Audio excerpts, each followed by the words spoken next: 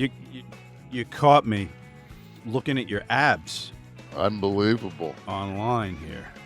I mean, it's just one bout of diarrhea, man. I dropped to 3% body fat. God, look amazing. Unreal. Let's click this podcast. Kevin Nash podcast. He's Kevin. I'm Sean. A tweet from Kevin that showed a rather defined six pack. And if you didn't read, I actually counted an 8-pack. an 8. That's kind of 8, right? 8-ish. Yeah, leave that one. That's the yeah. one. Because I don't know why on this AI that as soon as I got abs of that quality, I immediately got engaged. I got engaged and got like a bridal, like a 23-year-old bridal set. Like a. Yeah, why? Like, Steve, zoom on the rings a little bit there. What? Okay, that's the preferred one without the. But go back to the rings for a minute. Yeah. Like, of all the rings, why? I guess the picture that it was pulling from was A female? No, the dude must have had those rings. No, I think that it's somehow the AI ties into male and female because you can do either one, but the female muscle is much softer. Like you don't. But if you put if you put the male, that's me. That's how I look. Right. So you AI the picture and you put in the comments as a joke. What was the text even? I forget what the text said. I like this one. So it started out with the face. So I put that up, and because somebody sent me that, and they said, how long ago are these in between each other? I said, I don't know, 25 years. So he said, so I looked at it and said, I'll post it. So I posted it, and then it's immediately, it can't be 25 years because you did the punishment. Like immediately, it's like I'm being prosecuted because it might be 22. It might. I thought that the picture on the left of me now looks very like it looks like I spent the last 25 years on that fucking show, The Deadliest Catch.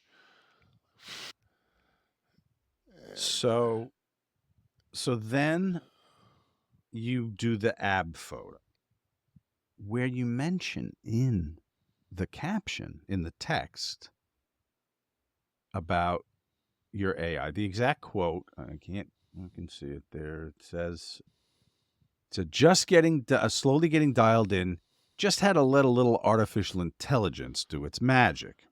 Now, to prove that no one reads, and the Russians can instantly own us. Immediately.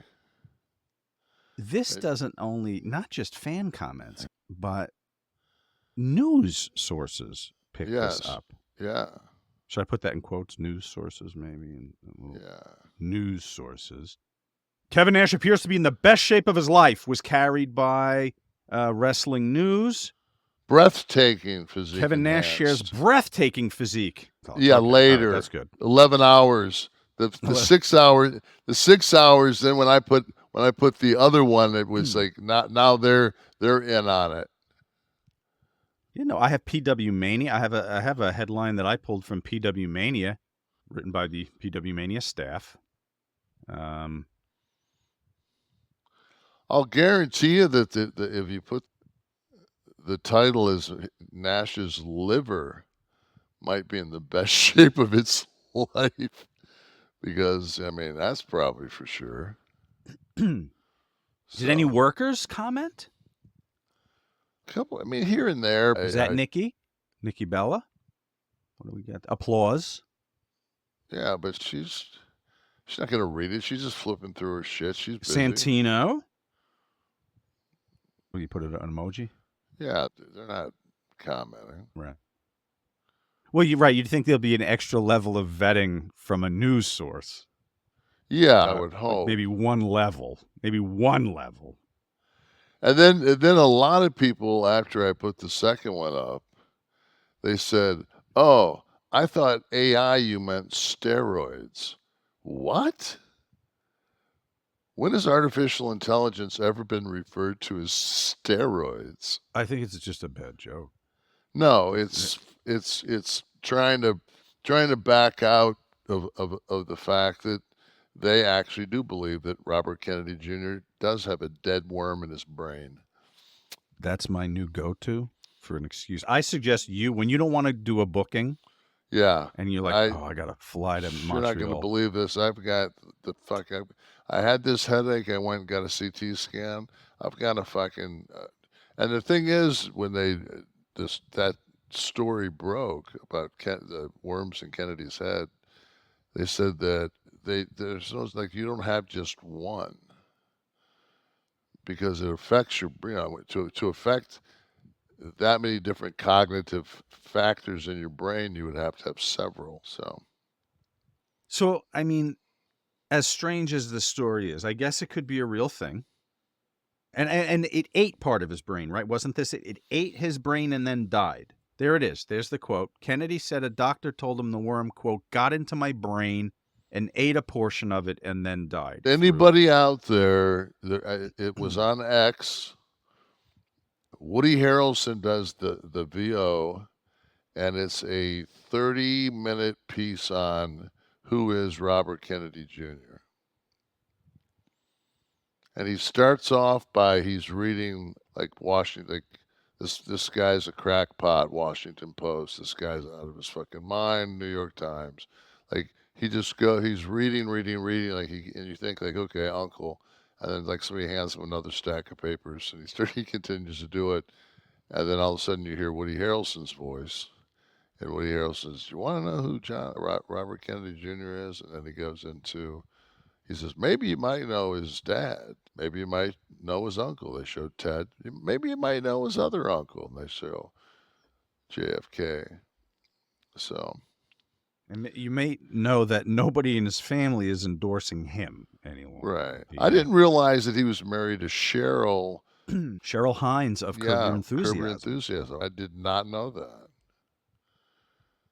And it's amazing there that Robert Kennedy looks so much exactly like Woody Harrelson. So maybe actually Robert Kennedy Jr. did his own VO, and I just thought it was Woody Harrelson. He does have the odd voice affectation, so maybe Woody's. Maybe it's a you met Woody, right? Weren't you telling us that you met Woody? Did you smoke with him or just no? Just a hello. How many of these guys, like, in the film world? Because though I'm not a worker, sometimes it comes out that I had a production company. And sometimes when I was working on a film, people would ask me about the production company. And I would always try to hide that it was wrestling related. How many of the, like, top level people that you worked with in film admitted to being fans and knowing you from wrestling? Would you say half? Just depends on their age. You know, like I'm like Channing and those, like Channing's, there's such a difference in our age. You know, they were kids watching. Yeah, they were kids. They were kids watching. So yeah, so that was today's exciting moment for me when I saw. Have you seen the other exciting news? I was going to say, have you seen Channing's next film coming out? What is it called? Fly Me to the Moon. It's basically a film about not going to the moon. Yes, I saw a trailer on one of the streamers for this. Yeah, looks like it's going to be really good. You still talk? Yeah, I mean, yeah, we just talked the other day about, we send bullshit back and forth. Mm-hmm. Guys don't talk. But that's what I meant, like contact. Yeah, we stay in contact. I think the world, he's a very special human. We almost broke 40,000 today on the Dow.